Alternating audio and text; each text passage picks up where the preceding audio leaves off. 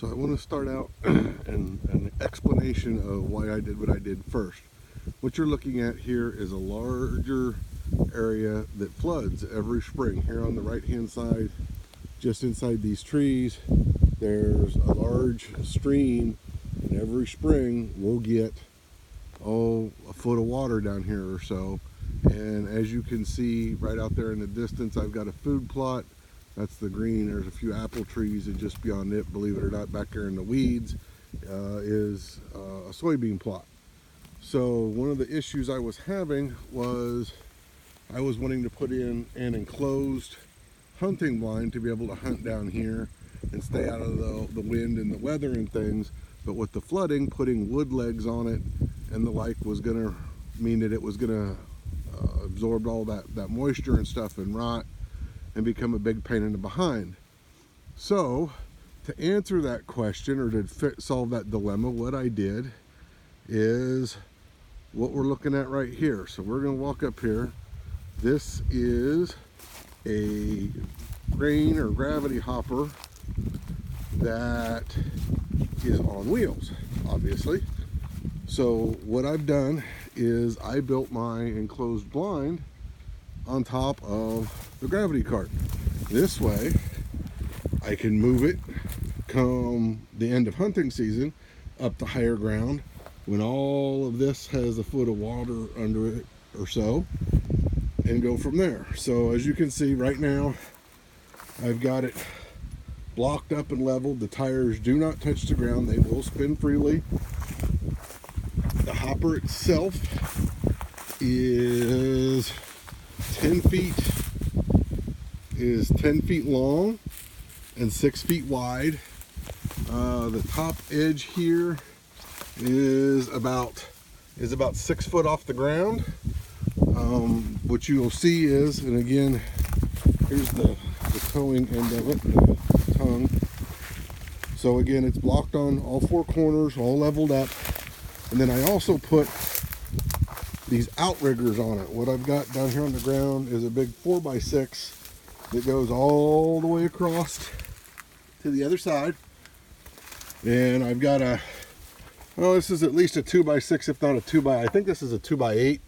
It's jammed up under the lip. You can't see that very well, but it's jammed up under the lip there. And I set it down here on the board, and I kicked the crap out of it to get it good and wedged in there.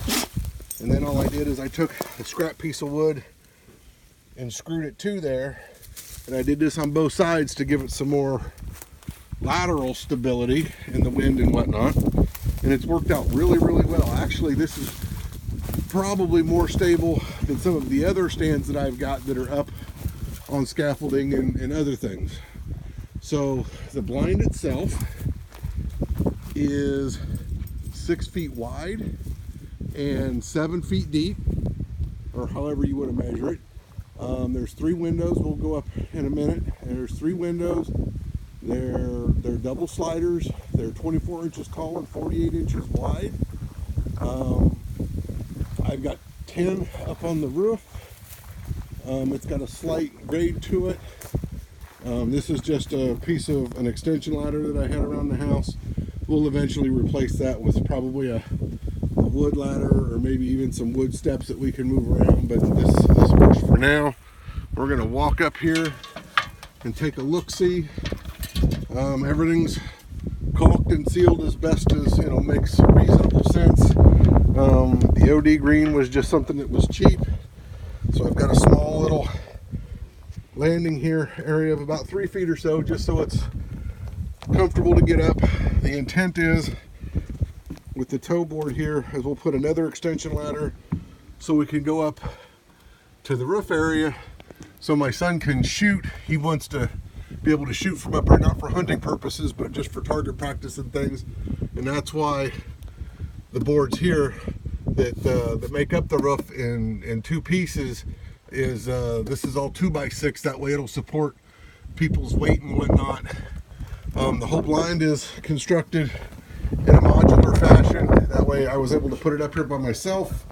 The door I made myself. The latches are just typical hardware store latches. Nothing special. I put a spring in the door to make it spring loaded. Some people like it, some don't. It's easy enough to unhook right there if you don't like it.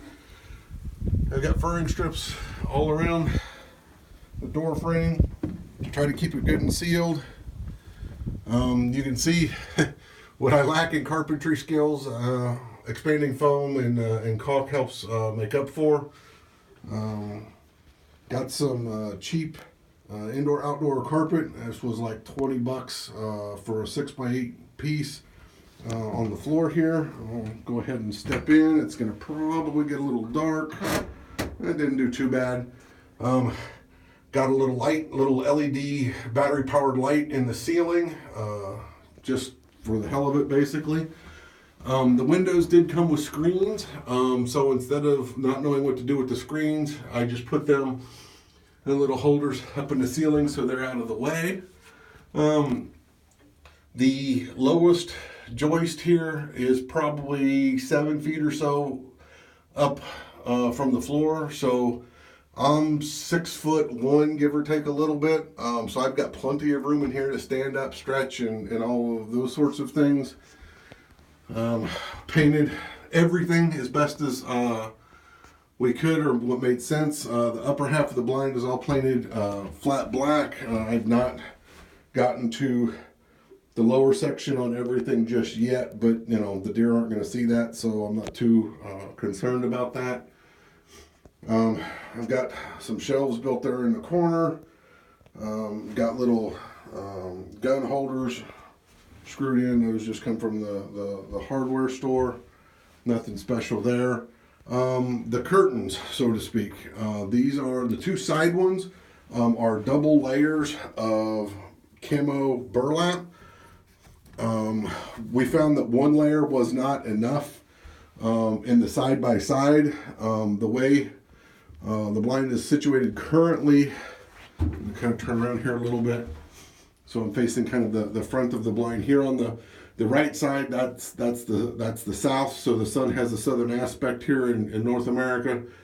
So we weren't getting enough darkening with just one layer of the burlap. So we added two on the two side windows, and then I've just got a single here on the front, which I don't think is going to be as important, but we can always add another if necessary. They're just put in with cheap furring strips and some screws. Again, nothing special. I'm going to flip up one of the curtain chairs so you can kind of see how I finished out the inside of the windows. Again, they're double sliders. I just got them from Menards. I put them in, used expanding foam to fill the joints, caulked them, then put the furring strip in to finish it out and caulked the snot out of it. So they finished out really nice. I like those. But so far I think everything's panned out really well. My son kind of contributed his own little creation to the blind. We've got a seat that came out of an International Semi that we simply put on a moving roller caster base. It is extremely comfortable. So there may be more sleeping going on versus deer hunting, but the blind is very well sealed. I wouldn't call it scent proof, scent tight, or anything like that, but it's very, very well sealed. Like I said, the door here, I can pull it tight, and got a latch to whether you're keeping the boogeyman out or keeping the boogeyman in. I guess it all depends on your perspective. But this is what we have been around the farm referring to as Project Battle Wagon, for whatever naming means to anyone. But it's just 2x4, typically frame construction, some basic sheeting and things. Like I said, you can Just by some of the painting around, you can see that some of the joints I really hit with the expanding foam really hard to try to seal it up. But like I said, all of the walls were built as a separate piece, so it was assembled up here. The roof was actually in two pieces, so it was assembled up on top as well. One of the things, oh, sorry about that. Walking out into the sun, things got real bright. One of the things that I did as well to help kind of keep everything to stay put, I'm going down the ladder here real quick, is the base of which this is built on. So this exterior frame is 2x4, but where all the joists go across are actually 2x8. So this sits up on top of the lip of the cart, but I've got a 2x8 that sits down inside this cart ledge, so it won't shift from side to side while it's being moved. And then in the front and rear of it, you can't see it from the outside, but it has the extension pockets in it to put the hopper extensions on it. So those are still there, and they've got 2x4s in those, and the frames fastened in to it as well to be able to keep it from moving fore and aft also. So a little bit of roof overhang, nothing special, just enough to try to keep a lot of the moisture from just running down the walls and the like. We've tried to, like I said, seal as best we can. We did have to replace the mounting hardware when we bought the battle wagon, or the wagon itself. The hardware, this was just 3/8 inch hardware, and two of the bolts were busted, so we lost a lot of stability. We replaced that all with 1/2 inch hardware, and that's worked out really well. But this has turned into quite an interesting project, if nothing more from the simple fact that a lot of times hunters will put out a tower blind, a hunting blind, whatever, and they realize, you know, halfway through the season or whatnot that it's in the wrong spot. And if you've got a 12-foot, you know, tower up on, you know, 4x4 legs or whatnot, it could be a real bear to relocate. You potentially have to disassemble or risk breaking something. With this, you simply pull the truck up to it and hook it up, and you unblock it and you move it down, you know, down the next spot. You know, you're not going to go taking it down the highway or anything like that. That's, you know, that's not a good idea. But as far as moving it once you've got it on your property and whatnot, I can't think of a better way to be able to do it. So it's a simple matter. If you can get something big enough to pull it into position, you know, you're pretty well set.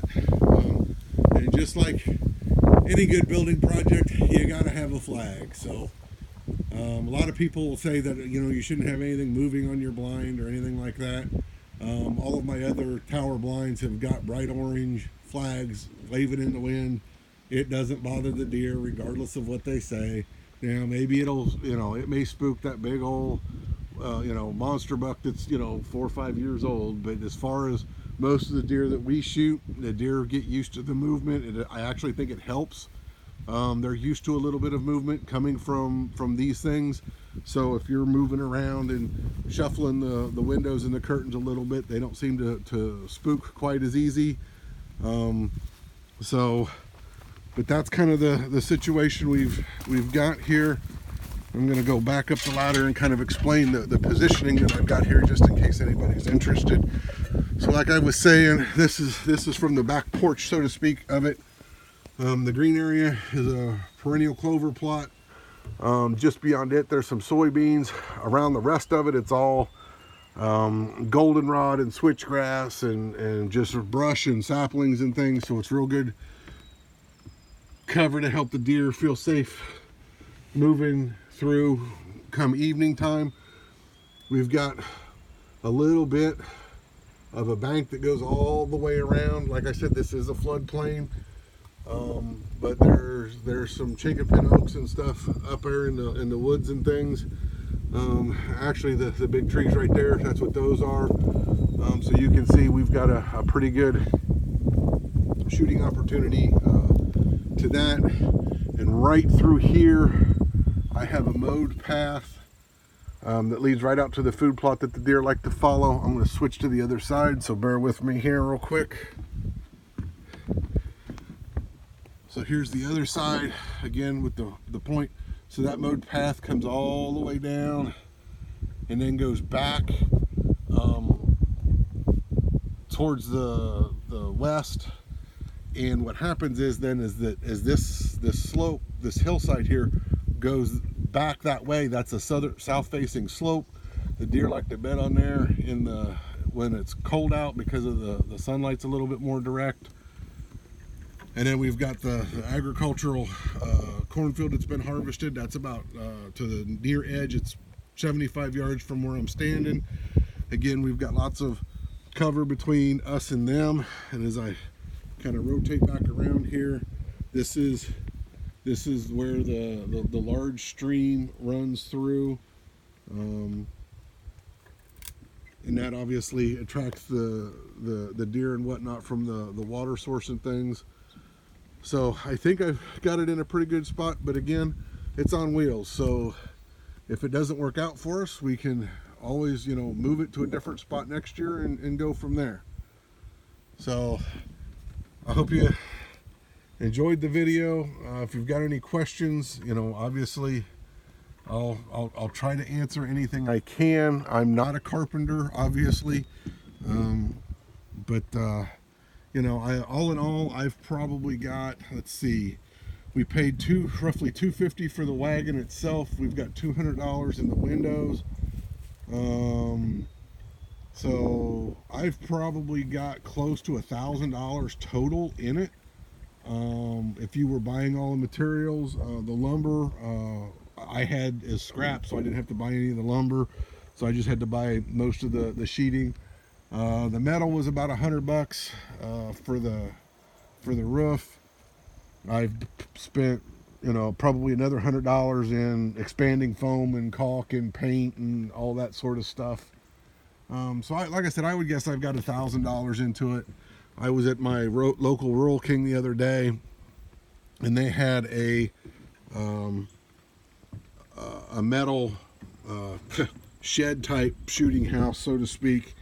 It wasn't near the size that what I've got here. It was just metal, not insulated, no stand or platform or tower, so to speak. And they wanted $1,500 just for it.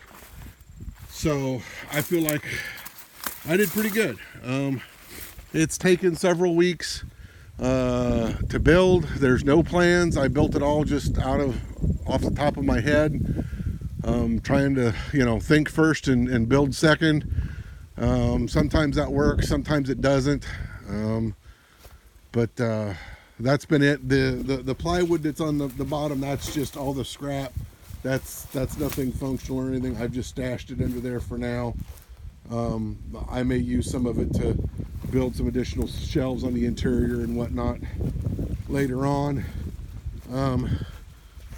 But as you can see with the windows, the burlap really helps cut down being skylined against the other windows in the blind. It does create a little bit of a reflection. I don't know if you can pick that up in the video or not. I can see it while I'm standing here, but I know we should be pretty much in line with the other window on the other side, and you obviously can't see daylight through there, so that's a good thing. So that kind of concludes my video here. Sorry I don't have more of a dramatic closing, but as you can see, maybe the white isn't, or the light gray isn't a good color for the wagon, but that's, the deer know it's there. They're not totally stupid. You're not going to hide something that big. But anywho, I appreciate you watching. We'll go from there. We'll catch you later. Bye.